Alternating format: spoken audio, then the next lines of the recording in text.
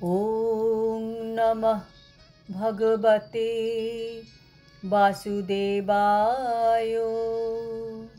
শ্রীমদ্ ভগবদ গীতা সপ্তম অধ্যায় বিজ্ঞান যোগ।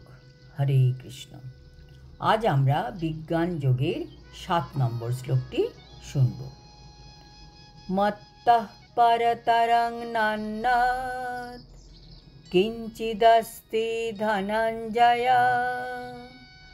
ময়ি সর্বমিদং প্রোতং সূত্রে মণিগণা ইব। অনুবাদ: হে ধনঞ্জয়, আমার থেকে শ্রেষ্ঠ আর কেউ নেই। সূত্রে যেমন মণিসমূহ গাঁথা থাকে, তেমনি সমস্ত বিশ্বই আমাতে ওতপ্রোতভাবে অবস্থান করে।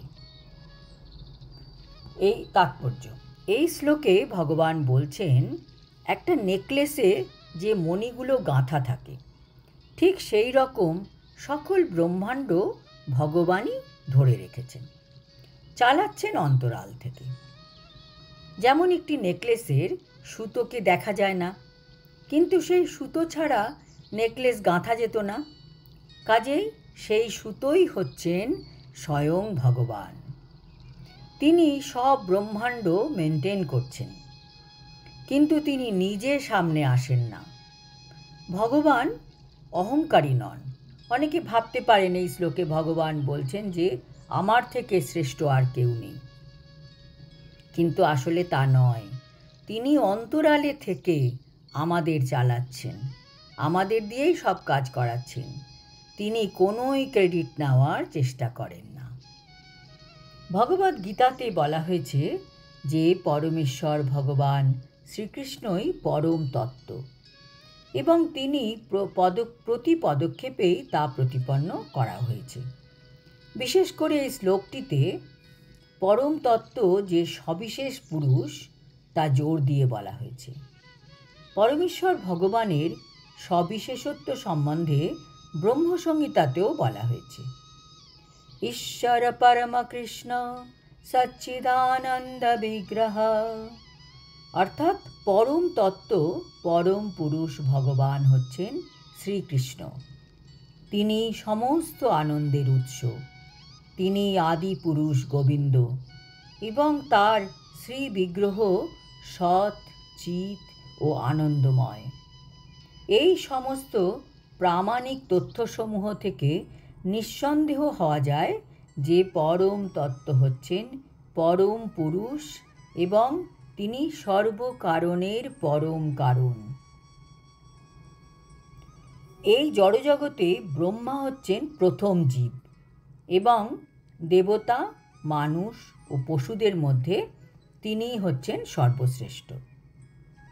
কিন্তু ব্রহ্মারও ঊর্ধ্বে এক অপ্রাকৃত তত্ত্ব বর্তমান, যার কোনো জড় আকৃতি নেই, এবং যিনি সব রকমের জড় কলুষ থেকে মুক্ত। তাকে যিনি জানতে পারেন, তিনি এই জড় বন্ধন থেকে মুক্ত হয়ে অপ্রাকৃত জগতে প্রবেশ করতে পারেন। আর তাকে জানতে না পারলে এই জড় জগতে থেকে নানা রকম দুঃখ কষ্ট ভোগ করতে হয়। ভগবানের কোনো জড় রূপ নেই, কিন্তু ভগবানের সচ্চিদানন্দময় অপ্রাকৃত রূপ আছে। শ্বেতাশ্বতর উপনিষদেও বলা হয়েছে যে আমি সেই পরমেশ্বরকে জানি, যিনি সর্বতোভাবে সংসারের সকল অজ্ঞানতার অন্ধকারের অতীত। যিনি তাকে জানেন, তিনিই কেবল জন্ম মৃত্যুর বন্ধন থেকে চিরতরে মুক্তি পেতে পারেন। এই পরম পুরুষের জ্ঞান ব্যতীত আর কোনো উপায়েই মুক্তিলাভ করা যায় না। এই পরম পুরুষের অতীত আর কোনো সত্য নেই, কেননা তিনিই সর্বশ্রেষ্ঠ। তিনি ক্ষুদ্রতম থেকে ক্ষুদ্রতর, এবং তিনি মহত্তম থেকেও মহত্তর। তিনি একটি গাছের মতন মৌনভাবে অধিষ্ঠিত রয়েছেন, এবং তিনি সমস্ত পরব্রহ্মকে আলোকে উদ্ভাসিত করে রেখেছেন।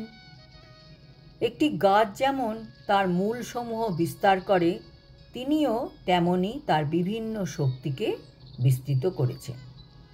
এই সমস্ত শ্লোক থেকে অনায়াসে এই সিদ্ধান্তে উপনীত হওয়া যায় যে পরমেশ্বর ভগবানই পরম তত্ত্ব, যিনি তার জড় ও চিন্ময় অনন্ত শক্তির প্রভাবে সর্বব্যাপ্ত। আজ এই পর্যন্ত। আগামী শ্লোকে আমরা জানব ভগবান কিভাবে এই জগৎকে মেনটেন করছেন। হরি ওম তৎসৎ। হরে কৃষ্ণ।